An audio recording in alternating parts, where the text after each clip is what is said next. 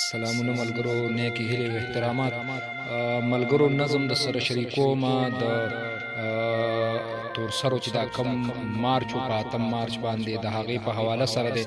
او په خاص توګه د هغه تورسرو دپاره چې کم د پښتونخوا زمونږ پښتنې تورسرې په دې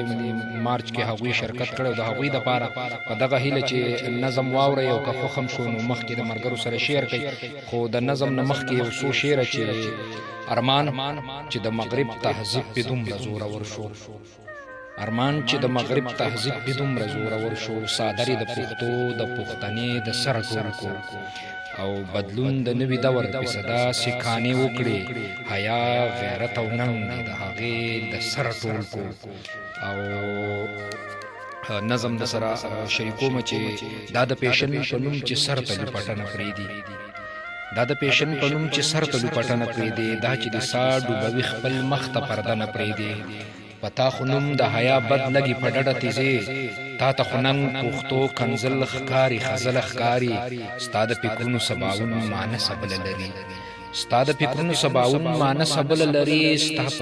ستا په خیالونو کې تصویر د پښتو سری ښکاري، ته د حجرو ته د شملو ناموس وي سر دې وخوړ، ته د حجرو ته د شملو ناموس وي سر دې وخوړ، ته توره شپه شولې د سپینې رڼا سر دې وخوړ، دا په فکرونو دی د چا د تهذیب سوری شوی، دا په فکرونو دی د چا د تهذیب سوری شوی، دا چې صادر دی د حیا سر نه ټوټې ټوټې کو، بیا هم زره درته احساس نشته خپېمانه نه یې، دا چې د خپې په پښتو ایښې دي بې خیاله درومې، ستا د نامې تور خو به هم د چا لمنې لځي، ستا د نامې تور خو به هم د چا لمنې لځي، بیا خو له خدای دپاره نوره حیا مه غورځوه، تا د بدلون په نامه دغه ترقي غوښتله، ځان دې بربنډ کړلو تا دغه خپلواکي غوښتله، څنګ دې د پیغلو پښتنو په صف کې ودرومه، څنګ دې د پیغلو پښتنو په صف کې ودرومه، تړون دې څنګه د میوند د پښتنې څه وکم، د 21مې صدۍ یې د قام بې ننګې پیغلې،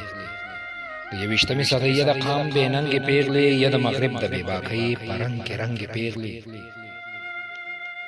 نو زما ملاله خو په هر سنګر پښتو لمړه ده،